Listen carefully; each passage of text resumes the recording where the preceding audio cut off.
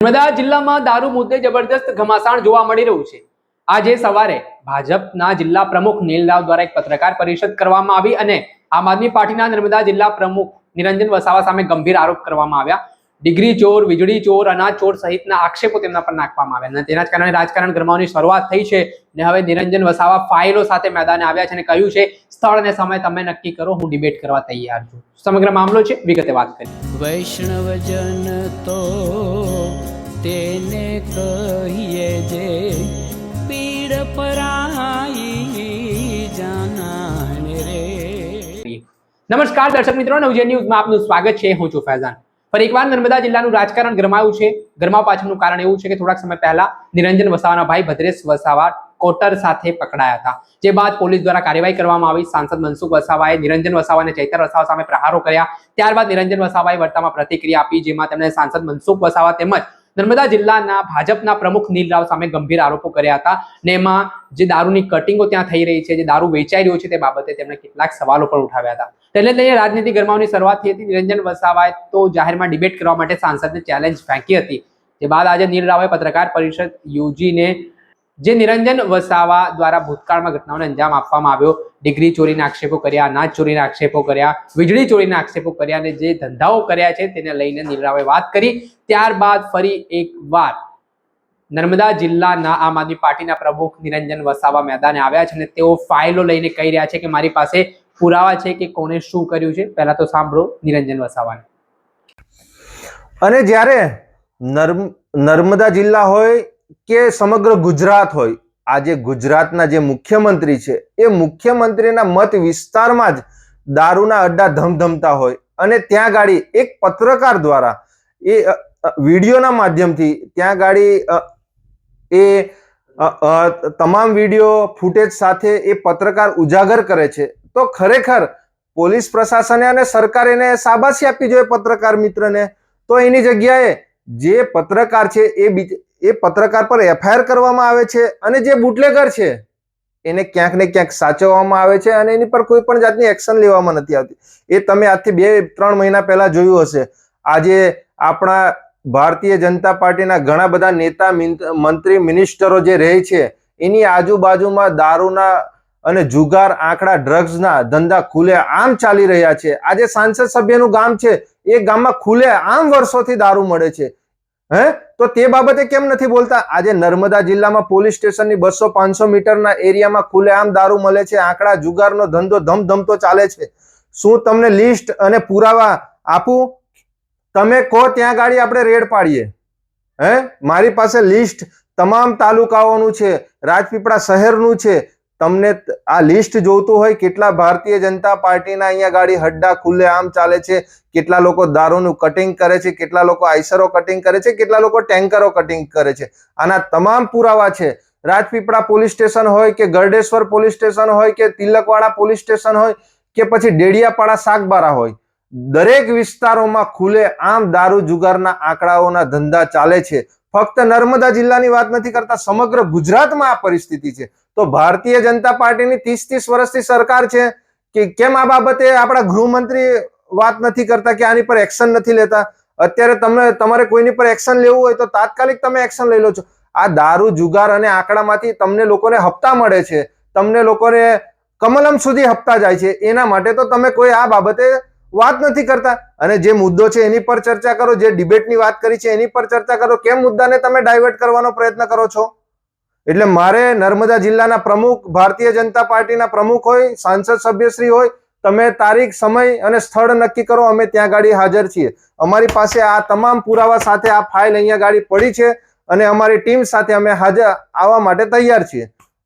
જો પોલીસ દારૂના અડ્ડા ઉપર રેડ નહીં કરે, તમે જનતા રેડ કરી, અને જો પોલીસ આ દારૂ, જુગાર અને આંકડાના હડ્ડા ઉપર જો રેડ નહીં કરે તો આવનારા દિવસોમાં અમે ભારતીય જનતા પાર્ટીના જેટલા પણ આગેવાનશ્રીઓ અને જે એમના નેજા હેઠળ જે આ દારૂના હડ્ડાઓ ચાલે છે ત્યાં અમે અને અમારી ટીમ દ્વારા જનતા રેડ કરીશું અને ભારતીય જનતા પાર્ટીની આ તમામ પોલો અમે બહાર કાઢીશું।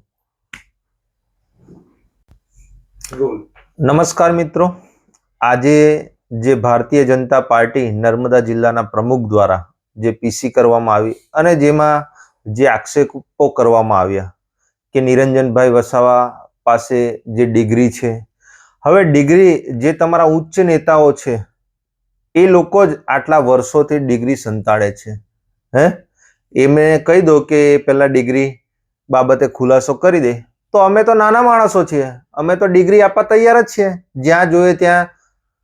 અને બીજી વાત કે અમારો જે પરિવાર છે, મારા જે બંને ભાઈઓ છે નાના, એ બધા એમના પરિવાર સાથે અલગ રહે છે. અને જે કેસોની વાત કરો છો તો જે કેસો છે એ તો 2010, 2012 ને 2015 આજથી 10-15 વર્ષ જૂના કેસોની વાત છે.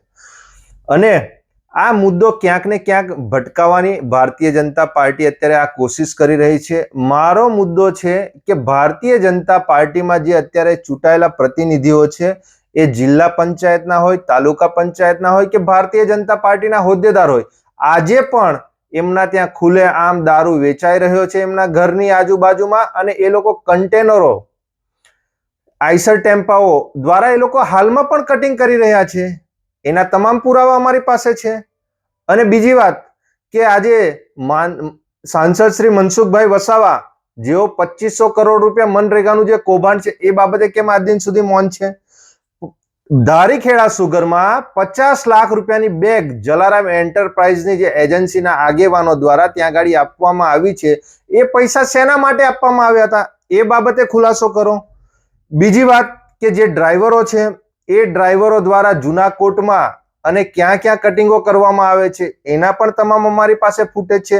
અમે આ તમામ ફાઇલો ભારતીય જનતા પાર્ટીના જે ઉચ્ચ નેતાઓ છે એમના તમામ પુરાવા સાથે અમે અહીંયા ગાડી બેઠા છીએ. અને બીજી વાત અમે કરીએ છીએ, જે આપણા સાંસદશ્રીએ નલ સે જલ યોજનામાં જે કરોડો રૂપિયાનું જે કૌભાંડ થયું છે એ બાબતે મેં વાત કરી છે. તો એ બાબતે પણ અમને ખુલાસો કરવામાં આવે કે એ એજન્સીઓ પાસે ને જે અધિકારીઓ પાસે જે લાખો રૂપિયા લેવામાં આવ્યા છે એ કઈ બાબત પર લેવામાં આવ્યા છે. આજે નર્મદા પોલીસને પણ કહીએ છીએ અમે કે છેલ્લા 2 વર્ષમાં જેટલા પણ દારૂ જે સ્ટેટ મોનિટરિંગની ટીમે પકડી હોય કે પછી નર્મદા પોલીસે પકડી હોય, એ તમામ દારૂને સ્કેન કરવામાં આવે અને એ દારૂ નર્મદા જિલ્લામાં આવે છે ક્યાંથી, કઈ ચેકપોસ્ટમાંથી અંદર આવે છે, કયા તાલુકામાં ને કયા ગામમાં એ કઈ રીતે ઘૂસે છે, એમાં કેટલા ભારતીય જનતા પાર્ટીના દિગ્ગજ નેતાઓનો સમાવેશ છે, જિલ્લા પંચાયતના સદસ્યોનો નેતાઓ છે, એ તમામ બાબતે અહીંયા ગાડી સ્પષ્ટતા થશે. આજે ભારતીય જનતા પાર્ટીને આજે નર્મદા જિલ્લામાં અને સમગ્ર ગુજરાતમાં આજે ખુલ્લેઆમ દારૂ, ડ્રગ્સ, જુગાર આંકડા આજે ખુલ્લેઆમ ચાલી રહ્યા છે. 30 વર્ષથી ભારતીય જનતા પાર્ટીની સરકાર છે તો હજુ સુધી આ નર્મદા જિલ્લામાં અને ગુજરાતમાં દારૂ આવે છે ક્યાં તે નથી અત્યાર સુધી શોધી શકતા. કેમ કે ભારતીય જનતા પાર્ટીના નેતાઓને ત્યાં ગાડી એમને કવરો જઈ રહ્યા છે, એમને હપ્તાઓ જઈ રહ્યા છે. નર્મદા પોલીસ હોય કે ગુજરાત પોલીસ હોય, તમામને હપ્તા જઈ રહ્યા છે. એ બાબતે આજે કેમ આ મુદ્દાને ડાયવર્ટ કરવામાં આવી રહ્યો છે? જે અમારો જે મુદ્દો છે, જે અમારી જે વાસ્તવિકતા છે એ આજે 2-3 દિવસ પહેલા પણ આજે તમારા સમક્ષ અમે રજૂ કરી હતી. અને અત્યારે પણ કહીએ છીએ, તમે સમય નક્કી કરો, તમે સ્થળ નક્કી કરો, તમે તારીખ નક્કી કરો. અમે 3 દિવસથી તમને વિડીયોના માધ્યમથી અમે જાહેરાત કરી છે. આજ દિન સુધી હજુ પણ તમે સ્થળ, સમય અને તારીખ તમે નક્કી નથી કરી શકતા. તમે જે તારીખે અમને જ્યાં પણ બોલાવશો તમામ પુરાવા સાથે અમે ભારતીય જનતા પાર્ટીના જે નેતાઓ આમાં ઇન્વોલ્વ છે એના તમામ પુરાવા સાથે અમે તમે જે કહેશો એ સ્થળ પર અમે આવીને આ તમામ બાબતે ખુલાસા કરવાના છે. નિરંજનભાઈ વસાવા એ કોઈ બુટલેગર નથી, નિરંજન વસાવાના કોઈ 2 નંબરના ધંધા નથી. એટલે નિરંજન વસાવાને જે વ્યક્તિગત ટાર્ગેટ કરો છો એ વ્યક્તિગત ટાર્ગેટ કરવાની જ્યાં વાત આવે, આજે નિરંજનભાઈના જે બંને ભાઈઓ છે એ છેલ્લા 7-8 વર્ષથી અમારા પરિવારથી અલગ રહે છે, અમારા માતા પિતા અલગ રહે છે. એટલે મુદ્દાને ભારતીય જનતા પાર્ટી ક્યાંક ને ક્યાંક ડાયવર્ટ કરવામાં પ્રયત્નો કરી રહ્યા છે. જે અમારા પ્રશ્નો છે એ તમે આગળના 2-3 દિવસના અમારા વિડીયો જોઈ લેજો અને આજે પણ વિડીયોના માધ્યમથી ભારતીય જનતા પાર્ટીના નેતાઓને અમે કહેવા માંગીએ છીએ કે મુદ્દાઓને ડાયવર્ટ કરવાનું બંધ કરો અને જે મુદ્દા પર આપણે ચર્ચા કરવાની છે, જે ડિબેટ કરવાની છે એ બાબતની વાત કરો. આપણે સાંભળ્યા હતા આમ આદમી પાર્ટીના નેતા નિરંજન વસાવા, તેઓ ડિબેટ કરવા માટે તૈયાર છે. તેમણે કહ્યું છે કે સમય અને તારીખ તમે નક્કી કરો, સ્થળ નક્કી કરો, હું ડિબેટ પુરાવા સાથે લઈને આવીશ. અને તેમણે જે આરોપ કર્યા જેમાં સાંસદ મનસુખ વસાવા પર તેઓ પૂછતા કહી રહ્યા છે કે 2500 કરોડ રૂપિયાનું મનરેગા કૌભાંડમાં તેઓ કેમ નથી બોલતા. ત્યારબાદ તેમણે નળ સે જલ યોજના વિશે વાત કરી. હવે જોવાનું છે કે આગામી સમયમાં જાહેરમાં ડિબેટ થાય છે કે માત્ર આ રાજકારણમાં ખાલી હાઇલાઇટ મીડિયા બનવા માટેના પ્રયત્નો થાય છે, તે આવનારા સમયમાં ખબર પડશે. દર્શક મિત્રો, આવા જ વિડીયો જોવા માટે નવજીવન ન્યૂઝ જોતા રહો. વૈષ્ણવજન તો તેને કહીએ જે પીડ પરાઈ.